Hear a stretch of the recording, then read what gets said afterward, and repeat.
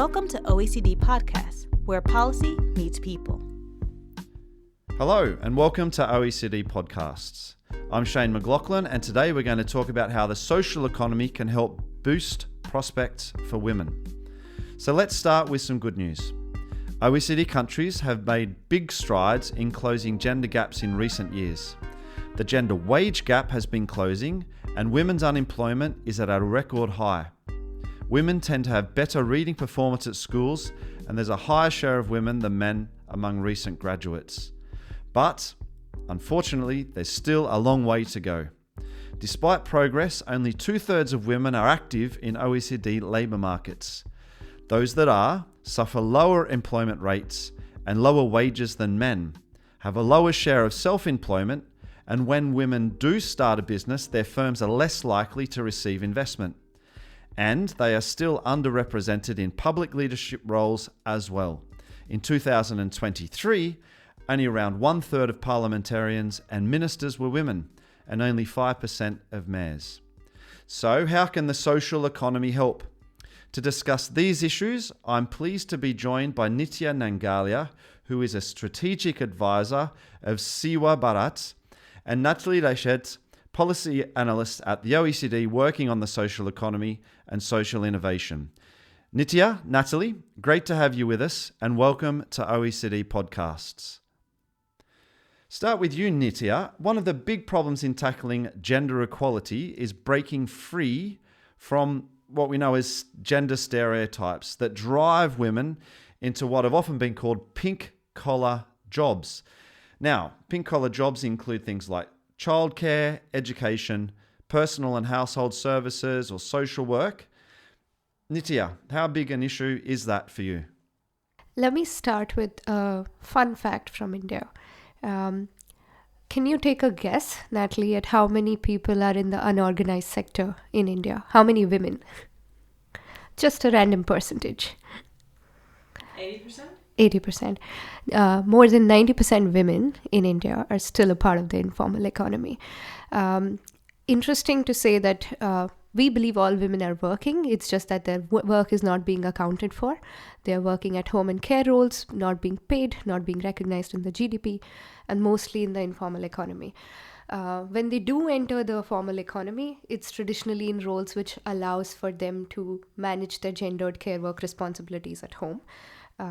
Even in SEWA, when we work with the largest groups of informal economy women, they're usually in agriculture as support labor to the men of the household, even though they cover 60% of the work that's happening over there. When it comes to going to the market and negotiating and getting money in the hands, that's when men come into place. So the part with the most drudgery, going to the fields, planting, is still held by the women. So in context of more developing economies, it's not just about pink-collar jobs as much as drudgery in work is held by women. And when you reach the formal economy, you see, yes, more women in teaching or doctor professions, but those again with the suitable working hours for women. What it takes to get women outside, we learned through some of the hardest pilots that we tried. So I'll just give you an example. We started an innovation lab to get women in non-traditional jobs. And one of them was getting women in public transport. Some of the things that blow my mind when I come to Western economies is that public transportation, if you order a cab, you'll actually see a woman driving it. Something I have never seen in India, or maybe once. So we started getting women to explore alternative livelihoods by driving e-rickshaws, which are powered by electric energy. Getting them out of the house with this required changing all the mental barriers that ever existed. The policeman on the street told us that you're women, why are you driving? You should not be doing this. The men weren't okay with it. The women weren't okay with it. So getting women out on the streets for non-traditional jobs is not just a matter of training. It's a matter of mindset change around making that possible. Or another is simply access to the digital economy jobs, where everybody talks about, oh, there are lots of jobs in digital economy, women should go there. But pre-COVID, only 18% women in India own smartphones. Every household has a smartphone, but women are not allowed to own it, which means that their usage is monitored by any male figure in the household because they're not sure what the women are using it for. How will you be included digitally if you don't actually have access to digital infrastructure? So again, during the pandemic, we started training girls how to use phones by first getting phones in their hands. And then we just did a variety of fun workshops like teaching them how to use Canva. And the next thing we know, they are social media influencers in their village and in their local towns. Or we taught them how to use apps which worked in their context, which means that it was available offline where internet connectivity isn't as good, or it was available multilingual, so there's no pressure of English speaking first to be able to access a simple thing like internet. And now they are in jobs and professions like grassroots research, data collection. We are getting data about women's lives from them and not with the outside gaze of me going and asking them questions and then doing it.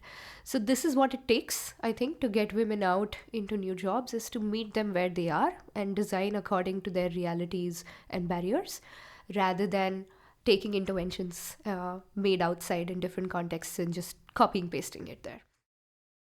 Thanks, Nitya, for unpacking some of those challenges in India, indeed, and concerning pink-collar jobs. Natalie, over to you. Following on from what Nitya was talking about, how does this link more broadly to women and the social and solidarity economy? Thanks, Shayne. So what we know about women in the social and solidarity economy is that there are already very different big differences in representation. So we know that more than 2 in 5 leaders in the social economy are women, almost 2 in 3 workers are women, and more than 1 in 2 volunteers are women. And at the same time, there's around 1 in 3 social enterprises that target women as beneficiaries. So you can see that there is some sort of a mindset change, and those differences in the ways in which organizations treat the question of women and gender equality. And a lot of them do what Nitya just explained a little bit. They co-design the programs with a focus on women's needs, and they move beyond the stereotypes themselves in the roles that women can take, as well as in which areas of work they are active in. So it can go beyond care work, it can go beyond women doing care work for free potentially, but it can also move beyond this notion of what we talked about, pink-collar jobs that are very close to the home, often moving beyond this notion of pink, blue, or white, and trying to see that there are some things that are not necessarily gendered. However, we can also see that it's not as rosy as it seems, right? So there's ways in which we could go even further and go beyond the notion of pink colors and move beyond this pink, blue, white divide that's somehow gendered. And if you do that, you can see that within the social economy, women are still concentrated in areas such as personal and household services in some countries. So, for example, in France, you have 96% of the personal and household services in the social economy being delivered by women. And you need to go further and think about areas where the social economy is potentially strongest, and where you need to try and reconstruct the notions of how you're gonna do that. So I think there is ways in which the social economy is already tackling gender equality, but there's also areas where it's not as rosy and where more political action needs to be taken.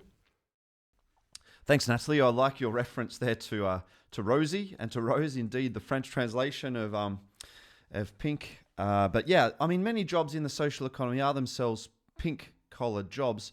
The question now really is, does the social economy need to branch out? What do you think, Nitya? Branch out.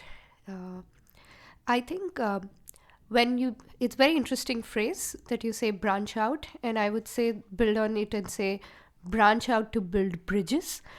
Something I noticed yesterday also is that while we talk about intersection of social economy with the wider economy, how many representatives of the wider economy are actually present in the conferences where we are talking about integrating with the wider economy? It's something that I'm learning right now. I've moved to the UK recently to study business, so I can learn how to talk to the people. What are their incentives? And something I learned from the impact investing world is that the definition of social enterprises that they have versus what the social economy has is different. Same terminology, different definitions. While the EU region has the maximum number of cooperatives in the world, impact investors also is the most active in the EU region. but they're highly unaware of the cooperative economy and the fact that they could actually channel funding over there also. So I would say by branching out, I would say that a deliberate effort to actually merge with the wider economy, get them in the conversations, that's a great place to start. Yeah, thanks, Nitya, for digging into your experience of things like impact investment and talking about merging the social economy with the wider economy. Let's now talk about men.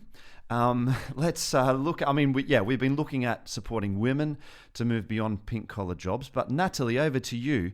Do more men need to get into these roles, in fact? I think if we want to break up this definition, this gender definition of what pink-collar jobs are and blue-collar jobs are, and actually move meaningfully beyond those definitions, we obviously need to get more men into those roles. And there's a lot of political action that's already being taken to do that, to get men into social economy or to get men into care jobs. And there is campaigns like that of the NHS in 2018 and 19, where you have made the visuals around those jobs in nursing more inclusive and more diverse, and where you have taken into account men's experiences in those roles. And I think that's important also to go away from a narrative where those roles might not be perceived as manly or stereotypically female. And in order to get more people into those jobs, I think that's one of the spaces. The other side is to improve job quality in social economy organizations and in the roles more broadly, to get more people into the space more generally. And I think that we have seen that often linked to funding issues. So in the social economy organizations, temporary contracts and pay are often lower than in the wider economy across OECD countries. And in order to do that, we need obviously support measures from country level, but also we need organizations that are in this space like SEWA, the one that Nitya talks about and Nitya comes from, where we have about 2.1 million informal workers already, women workers in substructures organized there, and that helps them gain confidence but also helps them enter into a formal labor force. And I think men have an important role in that also as allies, and that helps women take on those roles, helps women develop confidence through the ways of working of the social economy and gain into that. And then I think the last step is also to get the principles and the ways of working of the social economy and the social economy more broadly into green and digital sectors. We know from this OECD flagship on green jobs that there's 28% of green jobs that are currently held by women, which is not a lot if you compare it.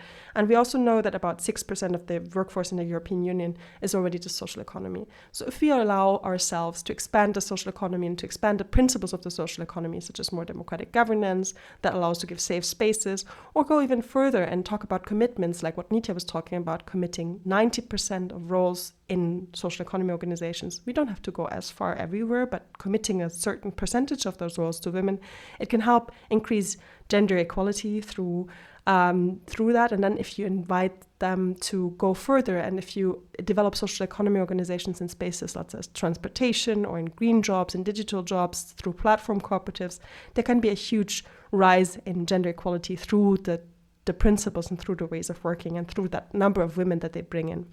With all that, I invite you to read the report because we have much more that we're developing there. And I'm very excited that I was here today with Nitya to learn more from her, and I hope it's going to be exciting for you as well. Thank you, Shayne. Yeah, cheers, Natalie. Absolute pleasure. That report, of course, is Beyond Pink-Collar Jobs for Women and the Social Economy. And that's the OECD report, and we'll provide links appropriately to that one. Nitya, last word to you. Indeed, we're looking at how governments can harness the power of the social economy to improve prospects for women. What's the one thing, in your opinion, they can do? Only one thing. Yesterday was allowed 3 things. Well, 3 things if you like. I would start with first talking about improving ease of doing business. And by ease of doing business, we talk about basic things like regulation and compliance. If you want to involve, which is for women everywhere from any context, make it easier to start a business, to not the amount of time that is spent into it, in licensing, in the costs that are gone into it. But by ease of doing business, we also mean access to finance, which should be available. So our recent research report with Microsafe Financial Services, which is due to be published later in the year, shows that banks in India are almost completely gender blind, and they are not intentional about providing loans to women. There are a lot of schemes which are available, but they're not really, the uptake for them are very, very low. Recently, however, the government of India has adopted in its draft policy a suggestion that we made, which is to create women-owned enterprise-specific funds. It's in the draft cooperative policy, and we are hopeful that it rolls out. So, ease of doing business with a focus on our access to finance. The second is on developing social and physical infrastructure. For women with the care work responsibilities that they have, how do you reduce the amount of time spent in taking care of water and sanitation needs, but also build access to digital infrastructure so that they can actually enter the economy through the jobs that are available. And lastly, since you allowed me more, is building a safe society. A lot of the young girls who I speak with are going out to colleges, they're studying more and more. But because of the perceived unsafety or actual lack of safety in reaching workspaces, or the context of the space that they might actually join a job in, means that their family is not able to encourage them to go and take up jobs, which means more and more girls in India are getting educated and then they're falling out of the labor force. So until and unless we make it a safe working environment for everyone, make street lights available, make buses available for girls to actually go out and be safe in the world, we will not be able to see an entry into the formal economy. Thanks so much to Nitya and to Natalie. That's unfortunately all we've got time for today. Nitya, thank you for your time. Natalie, always good to talk to you on OECD podcasts. Good luck in your continued work to improve outcomes for women going forward. Indeed, listeners, if you're interested in finding out more, you can see our full panel sessions on this issue around the social economy at the link in the address for this podcast. You can also find out more about OECD gender work and follow us on OECD Local on the Twitter and indeed on the OECD Cogito blog, oecdcogito.blog. To listen to other OECD podcasts, find us on iTunes, Spotify, Google Podcasts, and SoundCloud.com/OECD.